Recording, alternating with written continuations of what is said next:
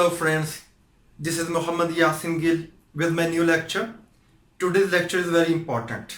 You need to focus and concentrate on the topic all the time while watching this video. दोस्तों आज का जो topic है वो है कंडीशनल सेंटेंसेस के ऊपर. कंडीशनल सेंटेंसेस बहुत इंपॉर्टेंट है. एवरीडे लाइफ में इनका इस्तेमाल बहुत ज़्यादा है, तो इस लिहाज से इनको समझना भी बहुत ज़रूरी है. हमारे एग्जामिनेशंस में भी इनका इस्तेमाल बहुत पूछा जाता है. इसके अलावा हमारी जो रियल लाइफ है, हमारी जो प्रैक्टिकल लाइफ है, हम रोज़मर्रा ज़िंदगी में बोलचाल में भी कंडीशनल सेंटेंसेस का इस्तेमाल करते हैं. तो कंडीशनल सेंटेंसेस होते हैं, उसमें एक सेंटेंस का हिस्सा हाइपोथेटिकल होता है. हाइपोथेटिकल हिस्से में आप कोई मफरूज़ा बनाते हैं, उसमें इफ़ क्लॉज के साथ उसको शुरू करते हैं या व्हेन क्लॉज के साथ शुरू करते हैं. फॉर एग्जाम्पल, अगर आप मेहनत करते तो कामयाब हो जाते, अगर वो तेज़ दौड़ता तो रेस जीत लेता, अगर तुम गरीबों की मदद करोगे तो आपका शुक्रिया अदा करेंगे. तो ये अगर वाली जो क्लॉजेज हैं, जो सेंटेंस का अगर वाला हिस्सा है, इसे हम हाइपोथेटिकल सिचुएशन कहते हैं. और जो बाद वाला हिस्सा है, जो सेकंड क्लॉज है सेंटेंस की, जो दूसरा पार्ट है, उसे हम रिजल्टेंट क्लॉज कहते हैं.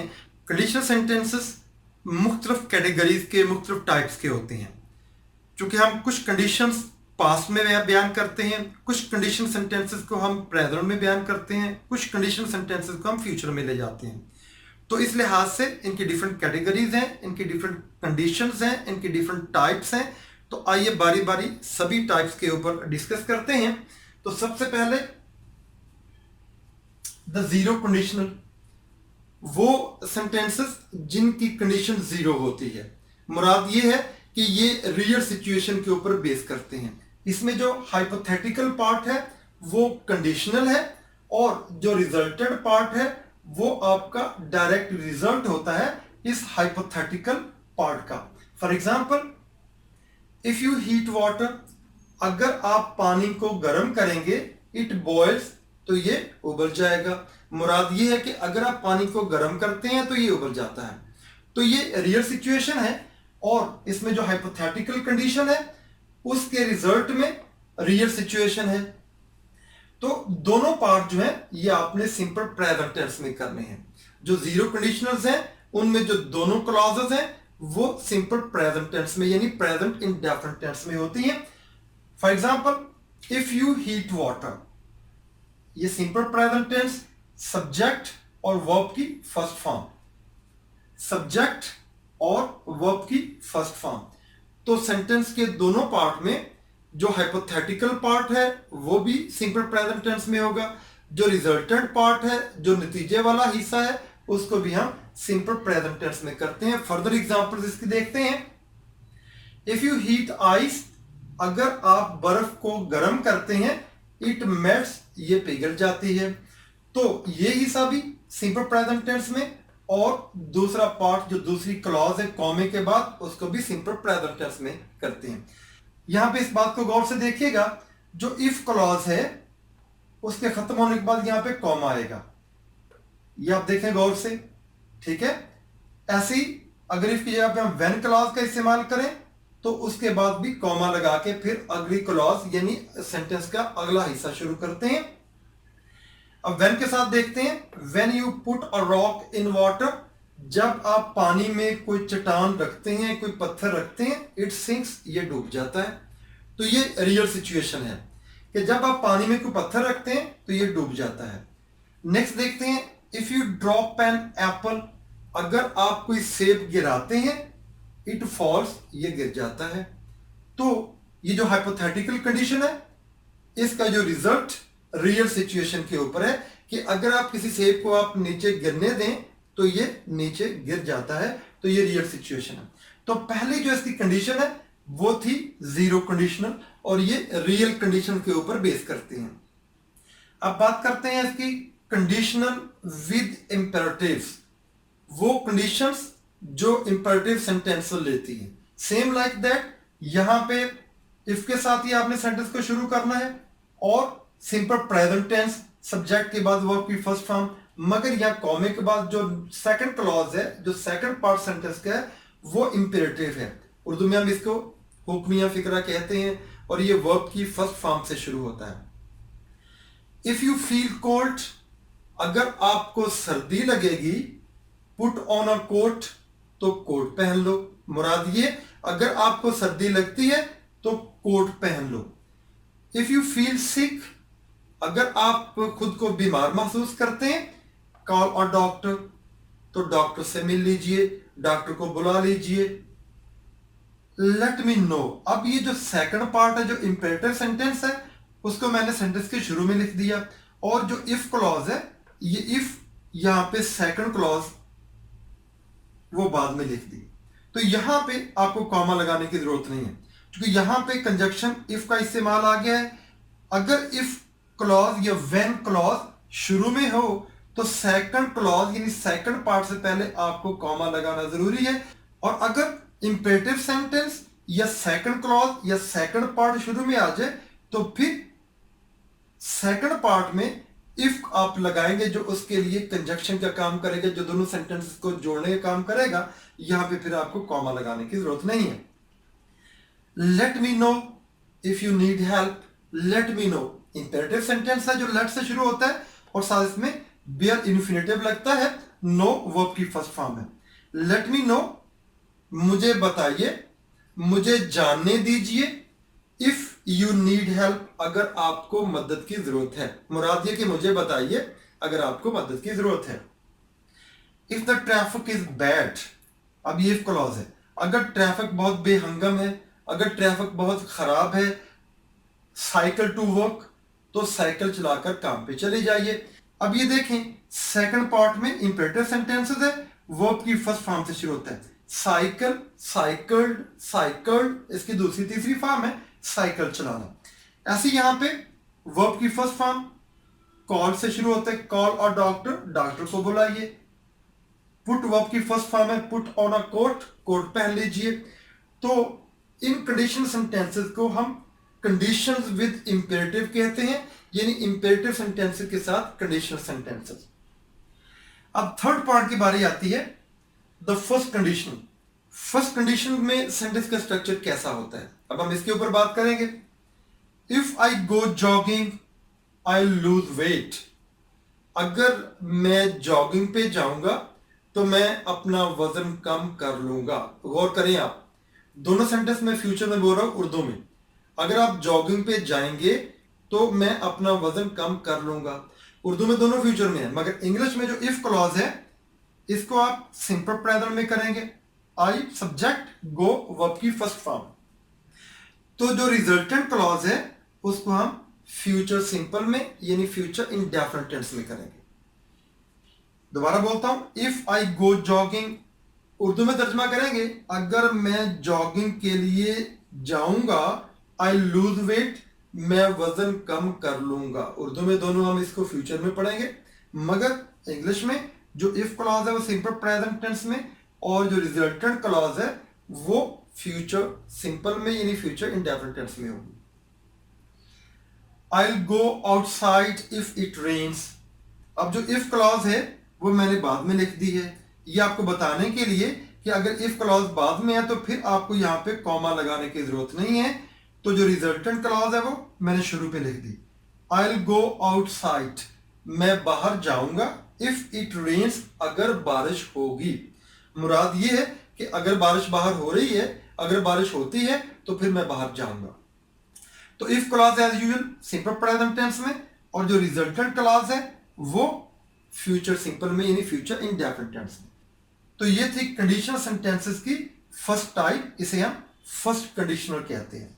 अब बात करते हैं सेकंड कंडीशनल की, जो कंडीशनल सेंटेंसेस की दूसरी टाइप है, जो दूसरी उसकी किस्म है, उसकी बात करते हैं। अब जरा गौर से देखिएगा, if I won the lottery I would leave my job, अगर मैं, उर्दू में अब इसका तर्जुमा करता हूं, इसको अपने गौर से देखना है। अगर मैं लॉटरी जीत जाता, I would leave my job, तो मैं अपनी मुलाजमत छोड़ देता। उर्दू में दोनों पास में चले गए, मगर जो फर्स्ट कंडीशनल है उसमें देखिए, जो इफ क्लॉज है वो सिंपल प्रेजेंट में, और जो रिजल्टेंट क्लॉज है वो फ्यूचर इंडेफिनिट टेंस में है, मगर उर्दू में दोनों का तर्जुमा फ्यूचर में ही बनेगा। अगर मैं जॉगिंग पे जाऊंगा तो वजन कम कर लूंगा, दोनों फ्यूचर में। लेकिन जब हम सेकंड कंडीशन सेंटेंसेस की बात करते हैं तो जो इफ क्लॉज है ये पास्ट सिंपल में है, सब्जेक्ट के बाद वर्ब की सेकंड फॉर्म, और जो रिजल्टेंट क्लॉज है उसमें सब्जेक्ट के बाद आपको वुड लगाना होगा और वर्ब की फर्स्ट फॉर्म लगानी पड़ेगी। Would as a modal verb यहां पे आपको लगाना पड़ेगा और वर्ब की फर्स्ट फॉर्म जो सेकंड कंडीशनल है। दोबारा बताता हूं, if I won the lottery, अगर मैं लॉटरी जीत जाता, I would leave my job, तो मैं अपनी मुलाजमत छोड़ देता। मजीद पढ़ते हैं, आई वुड कॉल हर, अब मैंने जो रिजल्टेंट क्लॉज है इसको शुरू में ले आऊंगा। आई वुड कॉल हर, मैं उसे बुलाता। If I knew her number, अगर मैं उसका नंबर जानता होता। अब ये दोनों पास्ट में है, इफ क्लॉज मैंने सेकंड हिस्से में लिख दी, मगर यहां पे आप देखें मैंने कॉमा नहीं लगाया, इस बात को आपने बगौर देखना है। और जो रिजल्टेंट क्लॉज है इसको मैंने शुरू में लिख दिया है। कैसे? नेक्स्ट सेंटेंस को पढ़ते हैं, if I saw a ghost, अगर मैं एक भूत को देखता, आई वुड बी टेरिफाइड, तो मैं डर जाता। अब ये दोनों पास्ट में उर्दू में तर्जुमे के साथ, मगर इंग्लिश में इसका स्ट्रक्चर बनेगा सब्जेक्ट वर्ब की सेकंड फॉर्म, और जो दूसरा पार्ट है वुड के बाद वर्ब की फर्स्ट फॉर्म, ये बेस फॉर्म है, बी फर्स्ट फॉर्म है। नेक्स्ट देखते हैं, if I'd more time, I'd stay longer. अब इसको जरा गौर से देखना है आपने, यहां मैंने आईड लिखा है, यहां मैंने आईड लिखा है, इसको जरा आपने समझना है। ये जो आईड है ये आई हैड और आई वुड दोनों की कॉन्ट्रैक्टेड फॉर्म है। अब ये सेंटेंस आपको बताएगा कि वहां पे वो आई हैड का इस्तेमाल किया गया है या आई वुड का इस्तेमाल किया गया है। अब देखते हैं इसको, इफ आईड मोर टाइम, अगर तो मैं यहां वुड लगाऊंगा, if I would more time, ये सेंटेंस नहीं बनता। ठीक है, टू हैव टाइम होता है वक्त होना, तो यहां इसकी हैव की पास्ट फॉर्म लगी हुई है had. If I had more time, अगर मेरे पास ज्यादा वक्त होता, आई वुड स्टे लॉन्गर। यहां पे ये जो आईड है यहां पे ये वुड है, आई वुड की कॉन्ट्रैक्टेड फॉर्म आईड लिखी हुई है, तो यह आईड स्टे लॉन्गर मुराद आई वुड स्टे लॉन्गर, तो मैं ज्यादा देर तक रुकता। दोबारा पढ़ता हूं इसको, if I had more time I would stay longer, अगर मेरे पास ज्यादा वक्त होता तो मैं मजीद ज्यादा देर तक के लिए रुकता।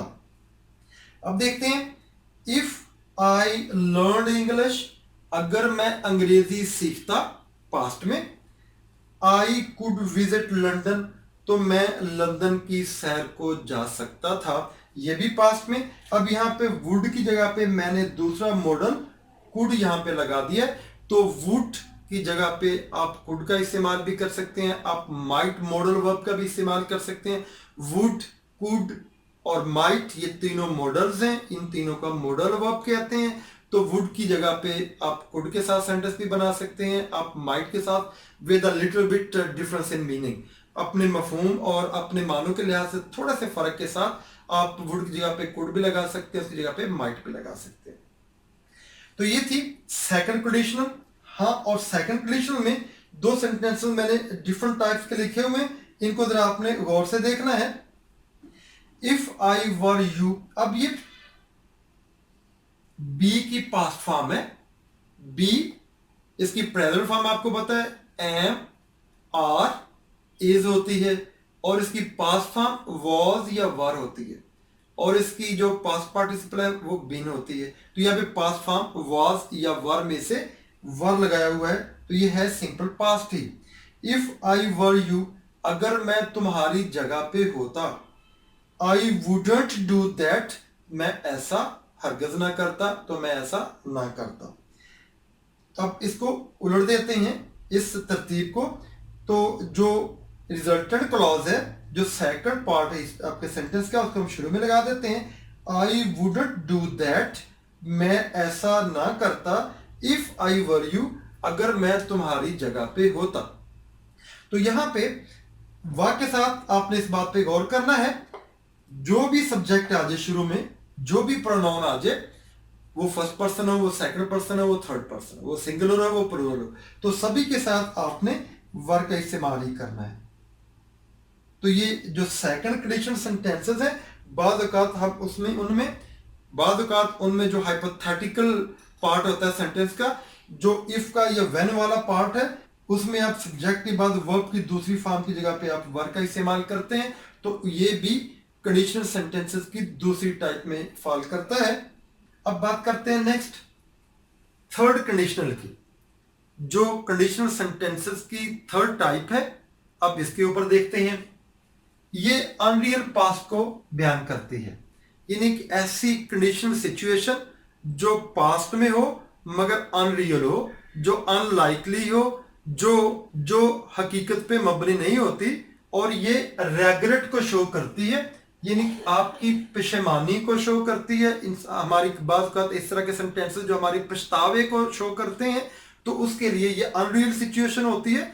चूंकि ऐसा होता है, अगर तुमने मेहनत की होती तो इम्तिहान को पास कर लेते, अब मेहनत नहीं की, अब ये अनरियल सिचुएशन है, ये अनरियल हाइपोथेटिकल कंडीशन है, तो इम्तिहान पास कर लेते।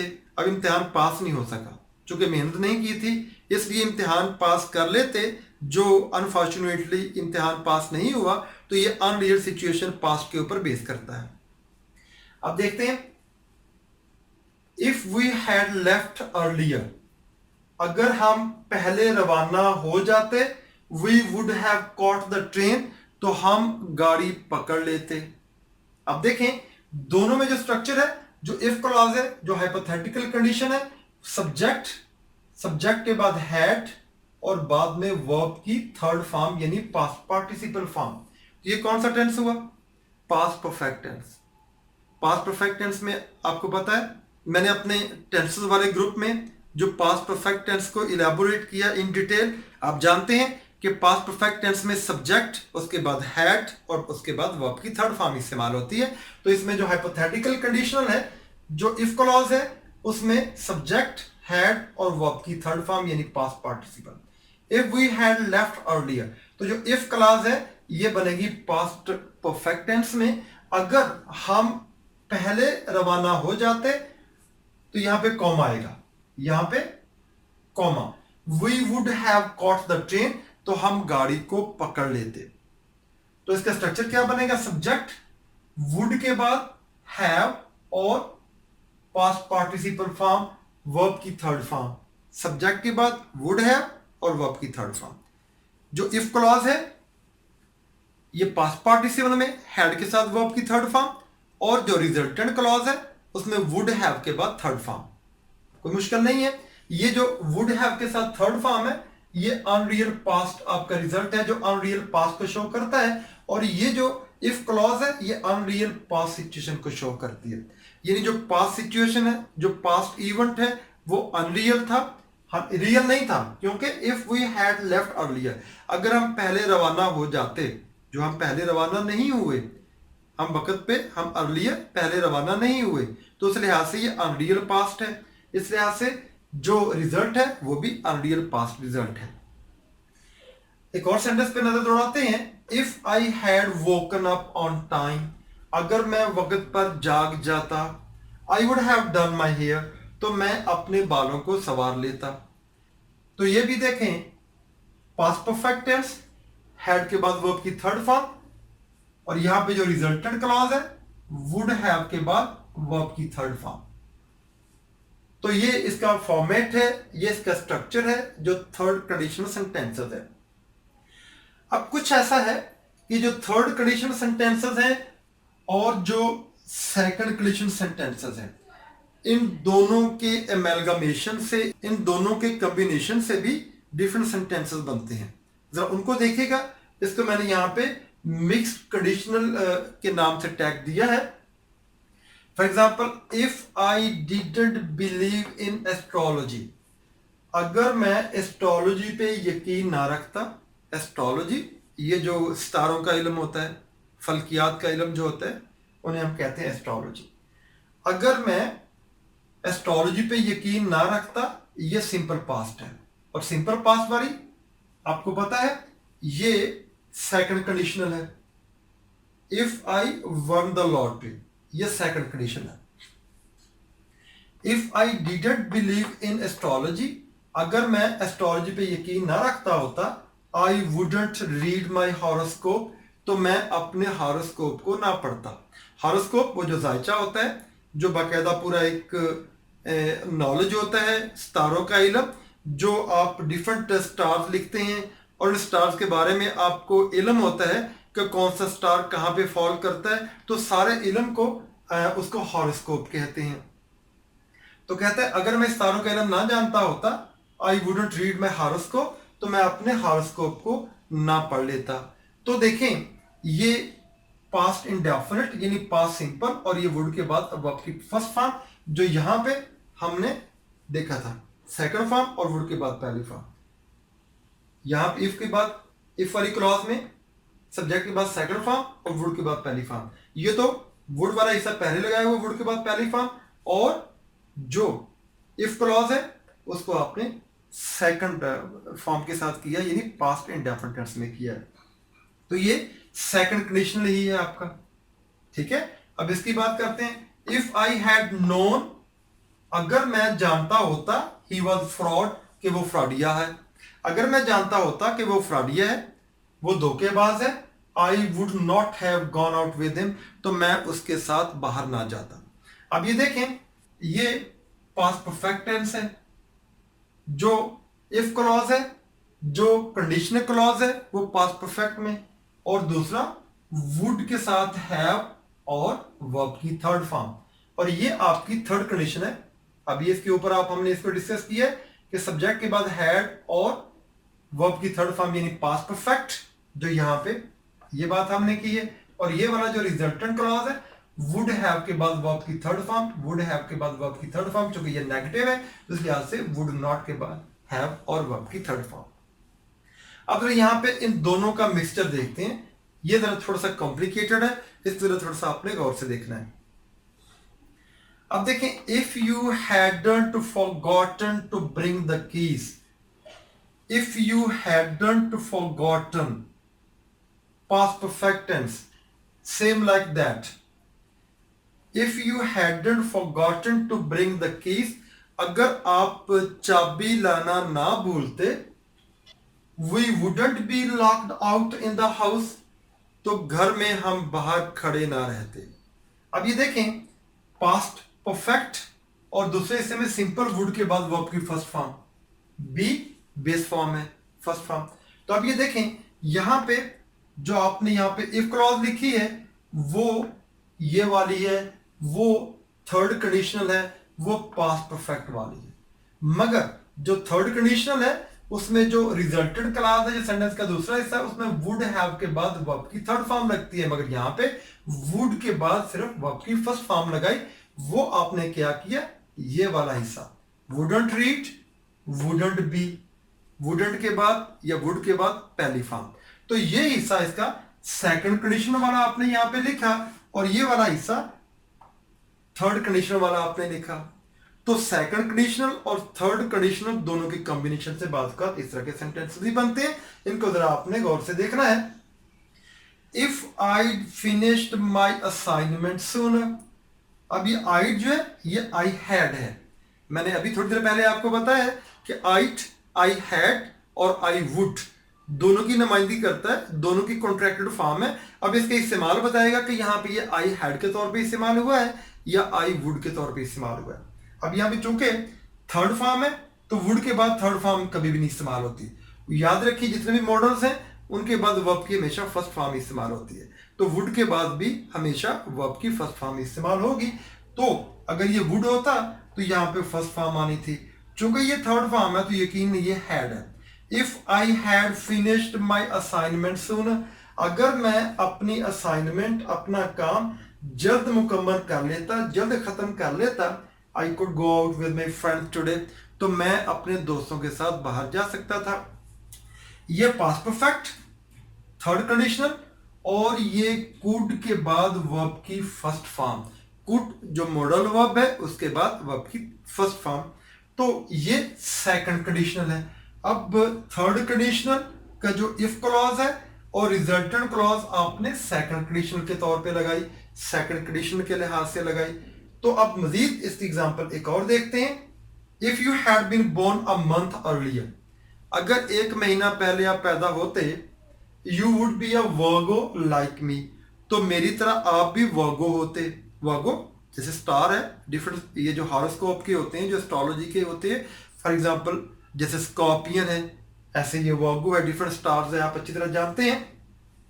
दोबारा पढ़ता हूं। If you had been born a month earlier, अगर आप एक महीना पहले पैदा होते, you would be a Virgo like me, तो मेरी तरह आपका स्टार भी वर्गो होता।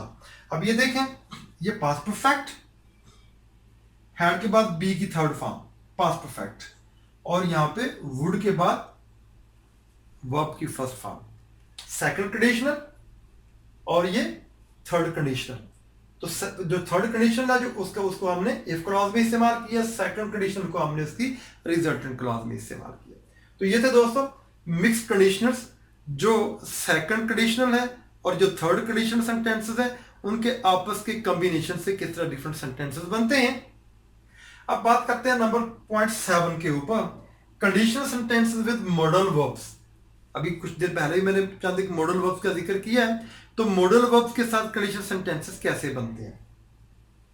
अब ये पहले मैंने फर्स्ट कंडीशन की बात की है। जो फर्स्ट कंडीशनल सेंटेंस है, if I save enough money, अगर मैं काफी रकम बचाऊंगा, I will buy a new car, तो मैं एक नई कार खरीदूंगा। अब ये फर्स्ट कंडीशनल है, इधर आप इसके बारे में बात कर चुके हैं, सिंपल प्रेजेंट और future indefinite.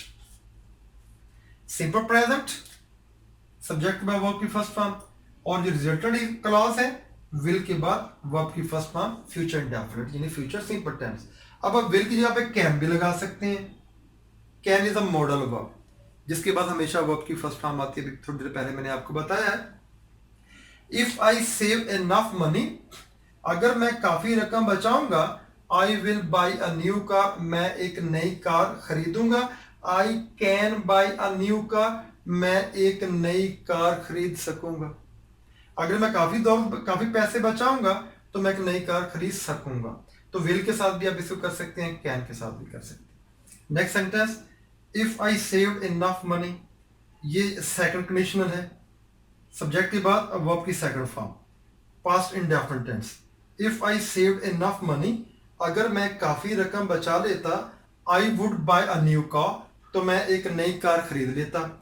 I could buy a new car, तो मैं एक नई कार खरीद सकता। ऐसे माइट के साथ, I might buy a new car, तो मैं एक नई कार खरीद सकता था, यानी हो सकता था कि मैं एक नई कार खरीद लेता। माइट का इस्तेमाल यहाँ पे पॉसिबिलिटी यानी इम्कान के तौर पे आया है। अब नेक्स्ट बात करते हैं, if I had saved enough money, ये पास्ट परफेक्ट में जो थर्ड कंडीशनल है, past perfect, if clause past perfect, और कॉमे के बाद जो सेकंड क्लॉज है वो वुड के बाद हैव और वर्ब की third form. If I had saved enough money, अगर मैं काफी रकम बचा लेता, I would have bought a new car, तो मैं एक नई कार खरीद लेता। अब वुड की जगह पे हम कुड का इस्तेमाल करते हैं। आई could have bought a new car, तो मैं एक नई कार खरीद सकता था। अब इसलिए आप माइट का इस्तेमाल कर सकते हैं। I might have bought a new car, तो मैं हो सकता था कि एक नई कार खरीद लेता। तो ये थी दोस्तों कंडीशनल सेंटेंस जो मॉडल वर्ब्स के साथ होते हैं। अब नेक्स्ट पॉइंट नंबर 8 के ऊपर बात करते हैं, the first conditional with unless. Unless negative sentence में इस्तेमाल होता है। इफ या व्हेन की जगह पे जो सेंटेंस के शुरू में आते हैं, उनकी जगह पे आप अनलेस लगा देंगे उस नेगेटिव सेंटेंसेस के लिए। For example, if you don't study hard, अगर आप, अभी सेंटेंस कैसे बनेगा, if you don't study hard, अगर आप ज्यादा मेहनत नहीं करेंगे, you will fail your exams, आप अपने इम्तिहानात में फेल हो जाएंगे। अब ये देखते हैं, इसको रिप्लेस करते हैं अनलेस यू के साथ, क्योंकि इसमें सब्जेक्ट यू है, तो अनलेस के बाद सब्जेक्ट हम वहां पे रखेंगे। अब इस फ्रेज को हम अनलेस यू के साथ इसको रिप्लेस करते हैं। अनलेस यू स्टडी हार्ड, मानी वही बनेगा, जब तक तुम मेहनत नहीं करोगे, you will fail your exam, तुम अपने इम्तिहानों में फेल हो जाओगे। अब ऐसे ही दूसरा sentence, if you don't get up now, अगर आप अब नहीं उठेंगे, या इसको आप यूं भी कर सकते हैं, unless you get up now, जब तक आप अब नहीं उठेंगे, या अगर आप अब नहीं उठेंगे, you will be late for work, तो काम के लिए तुम लेट हो जाओगे, काम के लिए तुम्हें देर हो जाएगी। तो ये थे अनलेस के साथ। अब लास्ट पॉइंट जो आज के हमारे लेक्चर का है वह formal third condition. In third condition जो यहाँ पे आपने ये देखे हैं, इनमें कुछ सिचुएशन फॉर्मल्स होती हैं, तो उनका इस्तेमाल थोड़ा सा डिफरेंट है। इस तरीके से भी बाज़ औक़ात सेंटेंसेस आप पढ़ सकते हैं या आप उनको बयान कर सकते हैं। ये जो हैड है यहाँ पे, इसको आप यहाँ पे सेंटेंस के शुरू में ले आएंगे, इसको ख़त्म कर देंगे, तो वही सेंटेंस रहेगा, उसका मफहूम भी वही रहेगा, मगर उसका जो फॉर्मेट है, उसका स्ट्रक्चर है, वो थोड़ा सा चेंज हो जाएगा और वो थोड़ा सा a little bit more formal sentence बन जाएगा। अब हैड को आप शुरू में ले आए हैं, हैड वी लेफ्ट अर्लियर, ये हैड शुरू में आ गया। हैड वी लेफ्ट अर्लियर, अगर हम पहले रवाना हो जाते, we would have caught the train, तो हम गाड़ी पकड़ लेते, या वुड को हम रिप्लेस कुड के साथ भी कर सकते हैं। We could have caught the train, तो हम गाड़ी पकड़ सकते थे। ऐसे ही हैड के साथ सेकंड सेंटेंस जो है यहाँ पे बनाया हुआ मैंने, if I had woken up on time, और हैड के शुरू में ले आएंगे, had I woken up on time, same वही, अगर मैं वक्त पर उठ जाता, I would have done my hair, तो मैं अपने बाल संवार लेता, या वुड को आप रिप्लेस कर सकते हैं कुड मॉडल के साथ, I could have done my hair, तो मैं अपने बालों को संवार सकता था।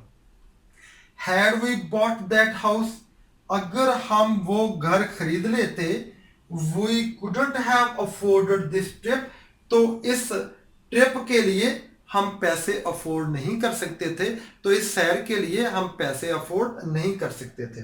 तो ये थे फॉर्मल थर्ड कंडीशन। तो दोस्तों ये था आज का lecture, a little bit more difficult, मगर इतना मुश्किल नहीं है। अगर जहाँ कहीं से आपको कन्फ्यूजन हो, जहाँ कहीं से आपको मुश्किल पेश है, आप इस लेक्चर को रिवाइंड कीजिए, दोबारा से शुरू से देखिए, बार बार देख लीजिए, कोई हर्ज नहीं है, बस जरा थोड़ा सा टाइम होना चाहिए आपके पास। आप इस लेक्चर को बार बार देखेंगे, इसके डिफरेंट जो कंडीशनल सेंटेंसेस हैं और डिफरेंट इसकी टाइप्स हैं, तो इसका जो डिफरेंट यूज है, मिक्स सेंटेंसेस कैसे होते हैं, मॉडल वर्ब्स के साथ सेंटेंसेस कैसे होते हैं, जो फॉर्मल थर्ड कंडीशनल है वो कैसे बनता है, इस तरह ऐसे जो वर्ब के साथ जो सेंटेंसेस है, कंडीशनल सेंटेंसेस, वो कैसे बनते हैं।